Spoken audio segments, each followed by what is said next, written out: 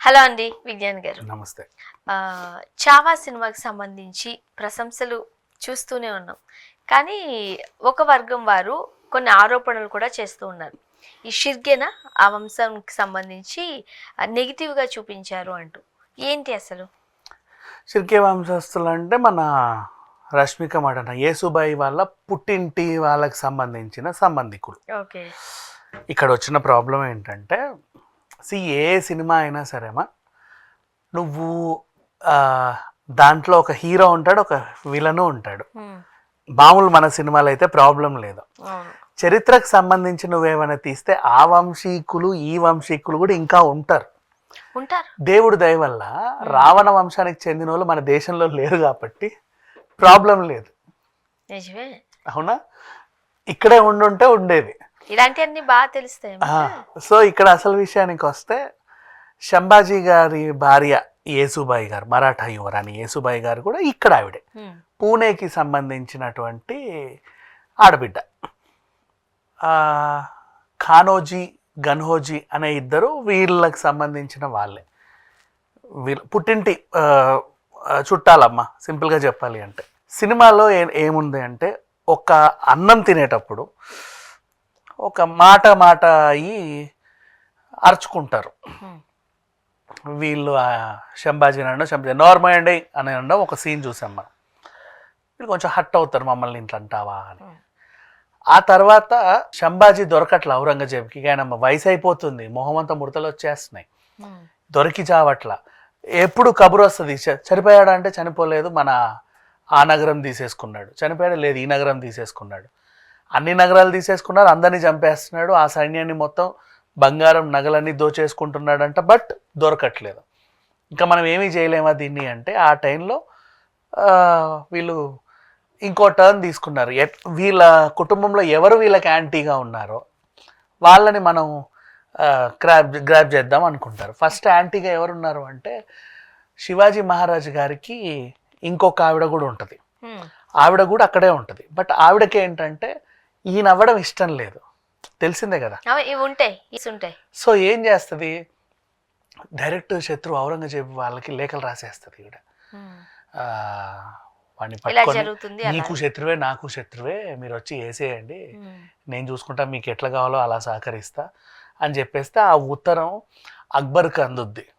అక్బర్కి శంభాజీకి అయినప్పుడు, పిచ్చోడా నువ్వేందో ఇరగదీసే లెవెల్లో నా మీదకి వచ్చావు, కానీ మీ ఇంట్లో లేరా నీకు ఇది రాసింది, నన్ను రప్పించింది మీ ఇంటి మనిషి అని చెప్పాడు. ఇది చెప్పిన తర్వాత ఆ యుద్ధం అక్కడ జరగదు, తను వెళ్తాడు. మరి ఆవిడకి విషం పెట్టి చంపారో ఏం చేశారో నాకు తెలియదు. ఆవిడ అలా పడుకొని ఉంటే అలాగే చనిపోయింది. అతను కాళ్ళకి దండం పెట్టేసి వెళ్ళిపోతాడు. నెక్స్ట్ తర్వాత ఏం జరిగింది, వాళ్ళకి సంబంధించి ఇంకొకరు కూడా ఉంటారు. ఇప్పుడు మనం తినేటప్పుడు గొడవ అయింది కదా, వీళ్ళిద్దరు కూడా నెగిటివ్గా ఉన్నారు శంభాజీ మీద అని తెలుసుకొని ఔరంగజేబు వాళ్ళకి సంబంధించుకులు ఏంటంటే వీళ్ళని పట్టుకుంటారు. ఈ ఘనోజీని వల్ల ఈయన పలానా టెంపుల్కి రావాల్సి ఉంటుంది. ఇక్కడ నుంచి ఆ టెంపుల్కి వెళ్ళే రూట్ వీళ్ళకి మాత్రమే తెలిసి, ఇంకెవరికీ తెలియదు. అప్పట్లో ఇలాంటి రహస్య ద్వారాలు ఉండేవి. అంతెందుకు, మా గోల్కొండ నుంచి చార్మినార్ కూడా ఏదో ఉన్నాయని ఇప్పటికీ వింటున్నాం కదా. అలాంటి ఒక ప్రదేశం అడవి నుంచే వెళ్ళేది. బట్ ఆ ప్రదేశం అలా వెళ్ళొచ్చు ఈజీగా అనే విషయం ఔరంగజేబ్కి తెలియదు. మరి ఎలా తెలిసింది అంటే మనోళ్ళే ఎవరో చెప్పు ఉండాలి. ఎవరా అంటే వీళ్ళు. లాస్ట్కి శంభాజీని ఇక అక్కడ పట్టుకున్న తర్వాత వాళ్ళ మనుషులందరినీ చంపేసి శంభాజీని పట్టుకున్నారు, తీసుకొస్తారు కట్టేసి ఔరంగజేబ్ దగ్గరికి. ఎప్పుడైతే అతను పట్టుకుంటారో బందీ చేస్తారో, ఆ బందీ చేసేటప్పుడు కూడా ఏంటంటే చేతుల కాళ్ళకి సంఖ్యలు వేస్తారు. ఆ విషయం చెప్పింది కూడా వీళ్ళే. ఏంటి అంతమందిని తెగ నరుకుతున్నాడు, వీడి శక్తి ఏంటి అంటే, ఎప్పుడైతే మీరు అతని కాళ్ళని చేతుల్ని సంఖ్యలతో కట్టారో అప్పటి వరకు మీకు ఈ రక్తపాతం తప్పదు అని చెప్తారు. అప్పుడు పెద్ద పెద్ద గొలుసులు తెచ్చి కాళ్ళని చేతుల్ని కట్టేస్తాడు. అయినా సరే బాగా వీరోచితంగా పోరాడి లాస్ట్ వల్ల లొంగిపోతాడు. అప్పుడు చూస్తాడు ఈ మనుషుల్ని, ఒరే నమ్మక ద్రోహం చేసింది మీరా అని. కన్హోజీ కనిపిస్తారు అక్కడ. ఇక ఇతన్ని చిత్రహింసలు పెట్టడం, ఒళ్ళంతా కోసేయడం, ఉప్పు పెట్టడం, సలసలగాగే వాటితో కళ్ళు పొడవడం, నాలుక బీకడం, గోర్లు బీకడం లాంటి చిత్రహింసలన్నీ పెట్టి చంపేస్తే దీనికి అందరూ ఏడుస్తున్నారు. యాక్చువల్గా ఏడుపుల కారణం ఇది. ఇంత చేసి చంపేశారు. ఇప్పుడు అంతమంది ఏడ్చారు. ఎందుకు ఏడ్చారు? మా శంభాజీని అలా చేశారు. శంభాజీని అలా చేసింది ఔరంగజేబే, ఒప్పుకుంటాం. బట్ కారణం ఎవరు? ఔరంగజేబు అలాగే ఉంటే ఇంకా 5 ఏళ్ళకి చచ్చిపోయేవాడు ఇతన్ని ఏమీ చేయకుండా. కానీ ఆల్రెడీ అతన్ని సినిమాలో చూపించారు, ఇలా మొత్తం ముసలిగా అయిపోతున్నాడు. అవును అవును. ఇంకా నేను ఏమీ చేయలేనా, నా వయసు అయిపోయింది అనే రేవల్లో తను ఉన్నాడు కూడా. అక్బర్ని కూడా డైరెక్ట్ ఎదుర్కొన్నాడు శంభాజీ, నువ్వు నన్ను ఏమీ చేయలేవు అని. సో అక్బర్ కూడా ఏమీ చేయలేడు. బట్ దొడ్డిదారిలో ఇది దెబ్బతీశారు కదా, దానికి మన వాళ్ళే ఉపయోగపడ్డారనే వార్త బయటకు వచ్చింది సినిమా ద్వారా. ఇప్పుడు ఆ సినిమా పెద్ద హిట్ అయ్యి అందరూ చూసేసరికి రక్తాలు మరిగిపోతున్నాయి జనాలకి. ఇప్పుడేంటి, కనోజీ ఎవరు? షిర్కే వంశస్థులు. అండ్ వాళ్ళు మన యేసుబాయి వాళ్ళ పుట్టింటికి పూణేకి సంబంధించిన ప్రాంతంలో అక్కడ ఉంటారు. అప్పుడు వాళ్ళు ఉండే వాళ్ళ తదనంతరం ఇప్పుడు 13వ మనిషి నడుస్తున్నాడు. ఓకేనా? ఈయన వాళ్ళ కుటుంబ సభ్యులతో చక్కగా ఉన్నారు. వీళ్ళ ఇంటికి వెళ్తే వాళ్ళ పురాతన ఫోటోలు, తాతల నాటక ఫోటోలు అన్నీ ఉంటాయి చక్కగా.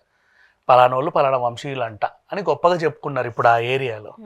ఇప్పుడు అందరూ వచ్చి వాళ్ళ మీద రాళ్ళు రప్పలేస్తున్నారు. బయటికి వెళ్తే మీరు ఈ ఇల్లు వదిలి ఖాళీ చేయండి లేదని నరికేస్తాం, కొరికేస్తాం అంటున్నారు. వాళ్ళ పిల్లల్ని స్కూల్లో జరిగినా కూడా నువ్వు ఆ వంశీయురాలివే కదా, అక్కడ కూర్చోపో, మాతో కూర్చోవద్దు అంటున్నారు. అసలు వీళ్ళని స్కూల్కి ఎందుకు రాణిస్తున్నారు? మన చరిత్రను ఇచ్చేస్తారు. అసలు వీళ్ళంతా ఔరంగజేబు మనుషులు, వీళ్ళని పాకిస్తాన్కి పంపండి లేకపోతే కాల్చి పడేయండి, అసలు ఇక్కడ ఉండొద్దు అని అంటున్నారు. దీనికి ఈయన ప్రాబ్లం ఏంటంటే, మా కనోజీ వల్ల ఏమవ్వాల. ఔరంగజేబు దొంగ దెబ్బ ఇంకోలాగా తీసుండొచ్చు, కానీ సినిమా ఈ దీంట్లో మా కుటుంబాన్ని వక్రీకరించి చూపించారు మీరు. సో ఆ డైరెక్టర్ మీద, ఆ సినిమా యూనిట్ మీద మేము పరువు నష్టం దావా వేస్తామని 100 కోట్లు వేసాం. సరే, ఇక్కడ వరకు నేను ఒప్పుకుంటాను, నీ పరువు నష్టం దావా వేయకూడదు, నువ్వు వాళ్ళ మీద కేసు వేస్తే ఐ యాక్సెప్ట్ యూ. పరువు నష్టం దావా 100 కోట్లు వేసావంటే 100 కోట్లకి నీ పరువు అమ్ముకుంటావా? So you are right. ఇప్పుడు జనాలకు ఉన్న థాట్ అదే. అంటే నేను రాళ్లతో కొట్టినా, గుడ్లతో కొట్టినా, కట్టేసి కొట్టినా, గుండు గీసి చెప్పులు దండ వేసినా నీకు 100 కోట్లు ఇస్తే సరిపోద్దా? అంతేనా కాదా? నిజమే కదా మరి. సో ఇప్పుడే ఇలా ఉన్నావంటే అప్పుడు కూడా మీ తాతలు ఇలాగే నీలాగే ఆలోచించి డబ్బుకు అమ్ముడు పోయి ఉంటారు కదా. నీది అదే బ్లడ్ కాబట్టి నువ్వు అలాగే ఆలోచించినా. సో అప్పటికి చరిత్ర కరెక్ట్ అని మళ్ళీ వీళ్ళు అంటున్నారు. ఒక రకంగా చెప్పండి, ఇప్పుడు చాలా పెద్ద గొడవ ఇలా ఉందే. చాలా పెద్ద గొడవ. వాళ్ళు ఉండొద్దంట అసలు. ఇక్కడ ఎక్కడికి వెళ్ళిపోతారు మరి? ఇన్నేళ్ళ నుంచి ఈ సినిమా వచ్చి వేరే గ్రహానికి పారిపోతారు. అలా ఉంది పరిస్థితి. ఇప్పుడు ఉండొద్దంట, ఎందుకంటే మీ వల్లే ఇంత జరిగింది. మీరు శత్రువులు మాకు. ఇప్పుడు మీరు మరాఠాలందరికీ మీరు శత్రువులు. ఈ రోజు కాకపోతే రేపైనా సరే ఎక్కడైనా సరే మిమ్మల్ని ఎవరో ఒకరు ఏదో చేస్తారు. తప్పు కదా. అలాగే ఉంది. ఇప్పుడు వాడు పెట్టుకోవాలి బిష్నోయ్ పగ ఏంటి మనకు చెప్పే పగ. కృష్ణ జింకని సల్మాన్ ఖాన్ చంపాడు, అప్పుడు వాడికి 5 ఏళ్ళు. కృష్ణ జింక వాళ్ళకి పెద్ద ఇది. వాడు ఆ పగతో పెరిగాడు. పగతో పెరిగి సల్మాన్ ఖాన్ ఏ రోజు చంపాలని పెరగల. మరి ఇట్లాంటి ఇప్పుడు మరాఠాలు ఎంతమంది ఉంటారు? ఎవరో ఒకరికి మనోభావాలు దెబ్బతిని మా శంభాజీని ఇలా చేస్తావా అనేవాళ్ళు. అందరూ ఏడ్చుకుంటూ వస్తున్నారు. పైగా సినిమా చూసి రక్తం మరిగిపోతుంది వీళ్ళకి. ఔరంగజేబు మీద కోపం రావట్లేదు వీళ్ళకి. ఇంకా ఔరంగజేబు కూడా చచ్చేటప్పుడు ఒక పదమని చచ్చాడు. ఏమన్నాడో తెలుసా? నాకు కూడా వాడి దగ్గరున్న అనుచరుని పొడిచి చంపేసి ఇతను చనిపోతూ, శంభాజీ లాంటి కొడుకు నాకు గనక ఉండుంటే నేను ఈ ప్రపంచాన్నే దోచుకునేవాడిని, ప్రపంచాన్నే పాలించేవాడిని, నాకు లేకుండా పోయింది అదృష్టం అని చెప్పి చచ్చాడు.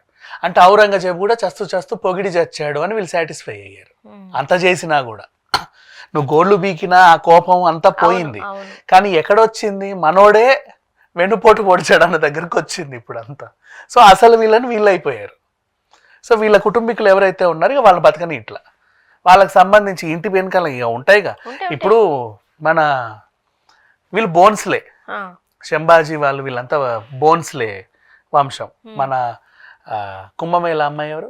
ఆమె కూడా బోన్స్లే. వీళ్ళంతా ఆ వంశాలు. ఇప్పుడు పేరు వెనకాల ఈ ఉన్నాయనుకో, ఈ తోకలు ఉన్నాయనుకో, వాళ్ళని దగ్గర రానివ్వట్ల, వీళ్ళు శత్రువులా చూస్తున్నారు. ఆయన ప్రాబ్లం అది. కానీ పరువు నష్టం దావా వేయకుండా ఇంకోలాగా పోరాడి ఉంటే బాగుండేది. చూద్దాం. Thank you so much.